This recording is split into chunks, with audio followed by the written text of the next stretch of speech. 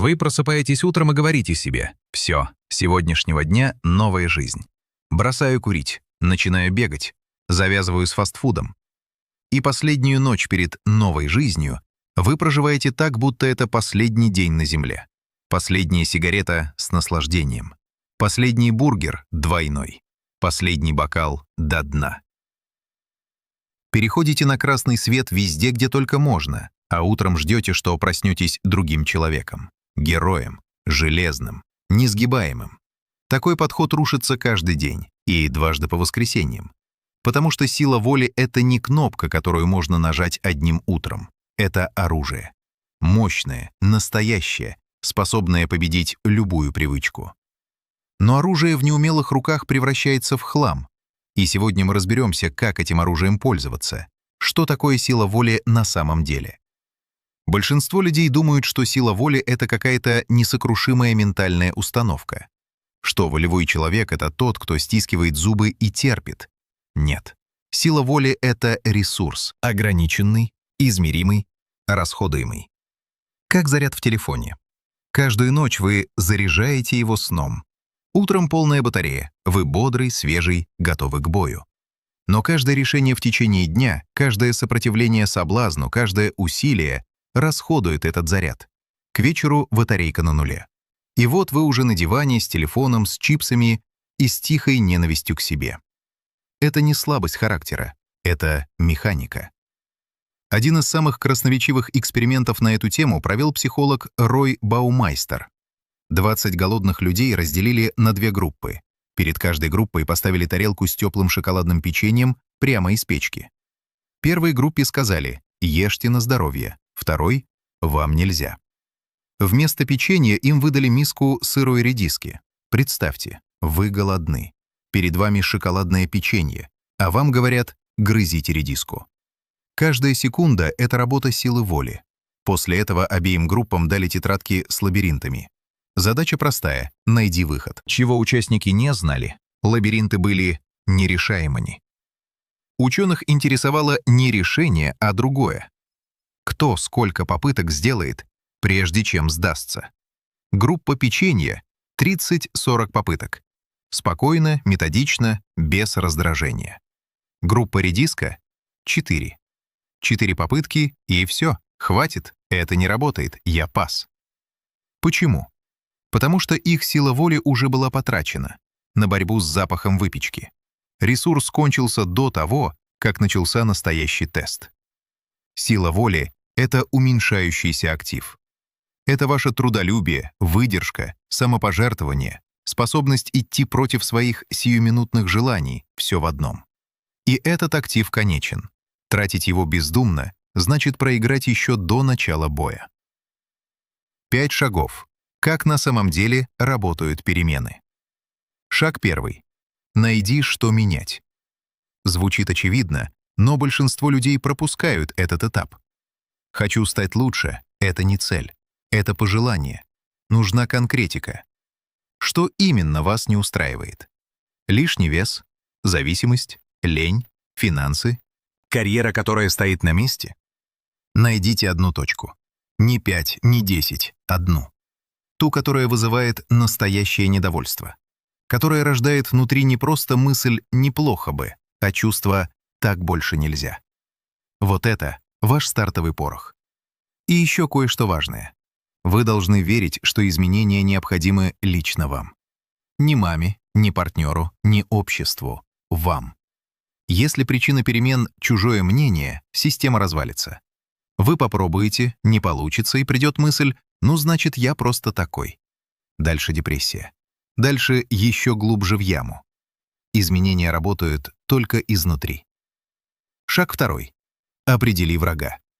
У каждой вашей проблемы есть конкретный враг. И этот враг внутри вас. Он не снаружи. Он не в обстоятельствах, не в генетике, не в начальнике. Он в привычке, которая годами пускала корни и превратилась в часть вашей личности. Этот враг — паразит. И как любой паразит, он не может жить без хозяина. Хозяин — это вы. Ваша энергия — его еда. Он питается вашими слабостями и не хочет умирать. Поэтому он говорит вашим внутренним голосом. Убеждает, что вы нуждаетесь в нем. Ты устал, ты заслужил отдых. Один бургер ничего не изменит. Выпей, расслабься, ты столько работал. Не сегодня, завтра начнешь. Узнаете? Это не вы говорите. Это он. Паразит, который годами набирал силу, потому что вы его кормили. День за днем, год за годом он вырос в монстра. И теперь кажется непобедимым. Но у каждого монстра есть слабое место. Шаг 3. Найди слабые стороны врага. Вот здесь ключевой поворот. Большинство людей проигрывают битву с привычками, потому что бьют в сильную сторону врага. Они пытаются победить соблазн лоб в лоб и не могут, потому что на территории врага он сильнее. Представьте, вы видите чизбургер.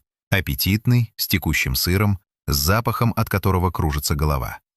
Враг говорит: «Ты голоден, ты заслужил, смотри, какой он вкусный». Это сильная сторона врага. Здесь вам не хватит заряда воли. А теперь переверните картинку. Подумайте не о бургере, а о том, что будет после. Вы его съели, и что? Чувство вины, раздутый живот, понимание, что вы снова предали свою цель. Депрессия, шаг назад. Вы толстый и обескураженный, хуже, чем было до бургера. Вот это слабая сторона врага, его настоящее лицо. И когда вы смотрите на соблазн через эту призму, он перестает быть соблазнительным. А теперь представьте альтернативу. Вы взяли куриную грудку, сытость та же, но вместо вины — гордость. Вместо отката — шаг вперед. Маленькая победа, но ощущения настолько мощные, что в следующий раз вы их вспомните и выберете снова. Это работает с чем угодно. Алкоголь. Сильная сторона врага. Я веселее, когда пью. Люди обращают внимание, я танцую, мне хорошо. Слабая сторона. Утро. Отравление.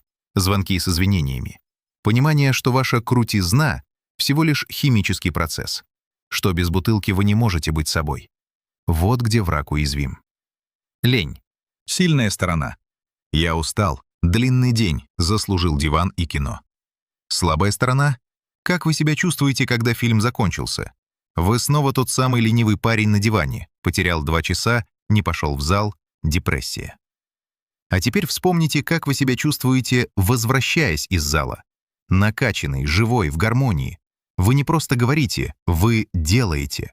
Вы человек характера. Подумайте об этом ощущении, и враг ослабнет.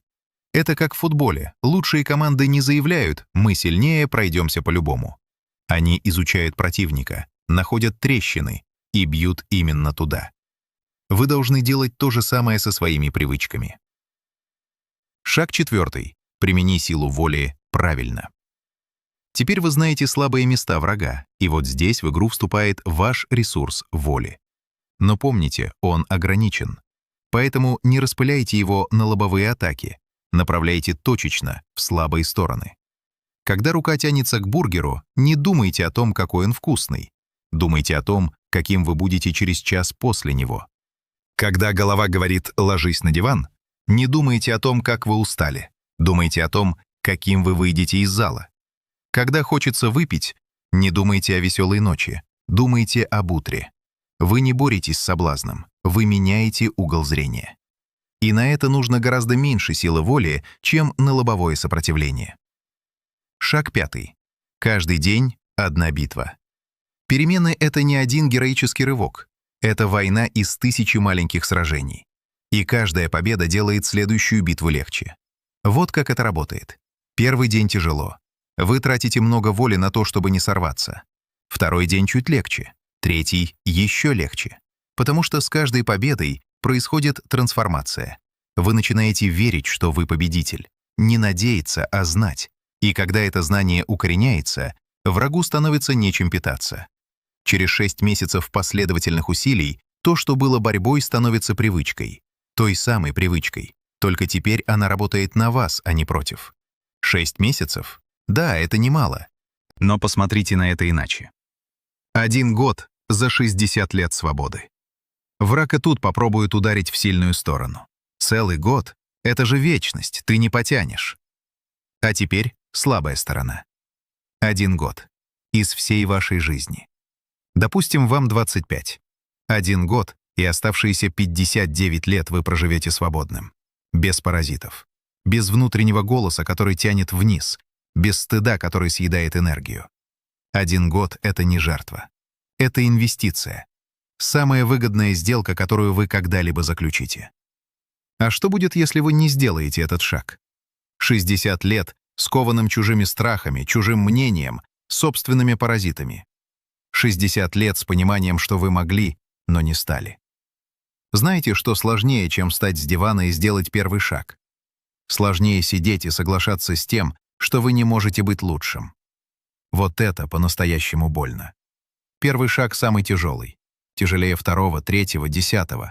Но каждый следующий легче. Потому что с каждым шагом вы не просто идете.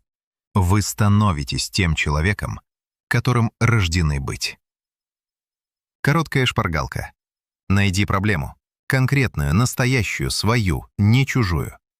Определи врага. Привычку паразита, которая стоит между тобой и целью. Изучи его слабости. Не смотри на соблазн, смотри на последствия. Ударь точечно.